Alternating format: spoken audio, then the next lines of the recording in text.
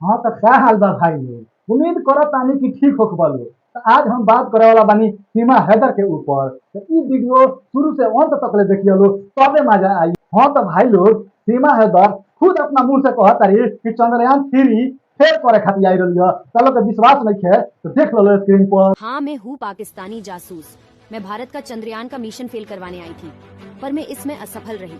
मैं सीमा सचिन नहीं, मैं सीमा हैदर। हाँ तो देख लो भाई लोग, ई इंडिया के यूट्यूबर और इंस्टाग्राम वाला के ई कमाल हो, केहू से कुछ बोलवा देता रोशनी।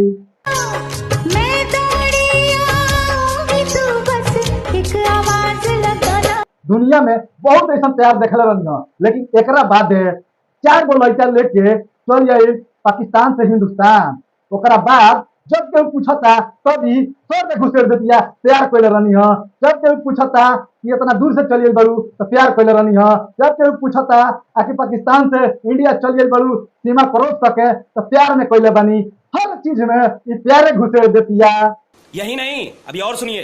ये भौजी प्यार के आग में पाकिस्तान से 4 गो लड़का लेके इंडिया में वो गैर कानूनी तरह से बॉर्डर क्रॉस करके चली आई।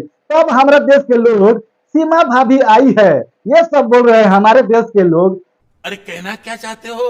और ये भौजी आतंकवादी वाला गतिविधि कैले दिया। देख लो, हम हिंदी बोले के चाहता नहीं तो भोजपुरी घुसेड़ देता नहीं, लेकिन ये भौजी पाकिस्तान में रह के इतना फराटेदार हिंदी बोलतिया, इंग्लिश बोलतिया। एक पर तू लोग क्या विश्वास कर बोलो? 4 गो लड़का लेके चल दिया, हर बात में प्यार घुसेड़ देतिया। कौन है ये लोग, कहां से आते हैं? भाई झिंगुर खाने आदमी खातिर ये भौजी पाकिस्तान से दुबई और दुबई से नेपाल और नेपाल से इंडिया के बॉर्डर क्रॉस करके इंडिया में चली आई बिया। केहू पूछता कि काय खातिर आई बड़े तो पबजी पर प्यार हो गई। केहू पूछता तो 4 गो लड़का जन के भविष्य बर्बाद हो जाई तो पबजी पर प्यार हो गई। ये कर वही छोड़ो, हर चीज में प्यार घुसेड़ देतिया। ऐसा प्यार तू लोग दुनिया में कहीं ना देख ले बोलो। ये भौजी घर दुआर पाकिस्तान के बेच के आयल बिया।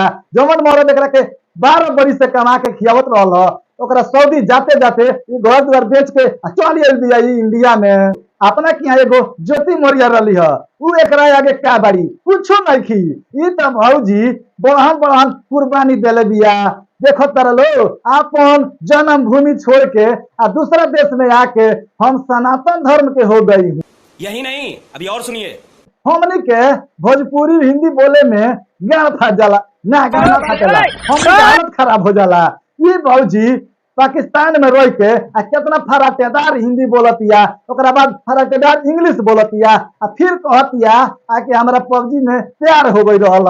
वो झिंगुर के झाट खानी आदमी से सीमा सीमा पार करके गदर टू देखे आईली।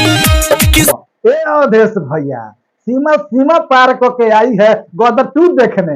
जहिया ये भौजी तारा गुड़िया में बांस पेली तो ये तारा कैसन लगी हो? ये करा के तो आतंकवादी के नजर से देखे के चाहिए। तो भाभी आई है, भाभी आई है। बात तो सही है। दौड़ना तो पड़ता है। हाँ तो भाई लोग आज के वीडियो इतना रहल है।